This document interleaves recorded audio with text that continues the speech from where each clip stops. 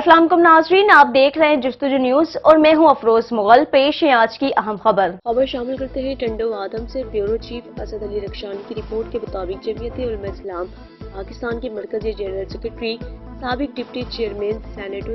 senator Fakhre Jamiat मौलाना अब्दुल गफूर हैदरी साहिब का जामिया मदीनतुल उलूम टंडो आदम Saint Ahmad, Jamia मदरसतुल Uloom Tando आदम Saint के शेख अल हदीस हजरत मौलाना साईं मुफ्ती अब्दुल हई हुस्ना ब्रूही रहमतुल्लाह की वफात पर उनके साहिबजादे मौलाना मुफ्ती मोहम्मद यूसुफ, मौलाना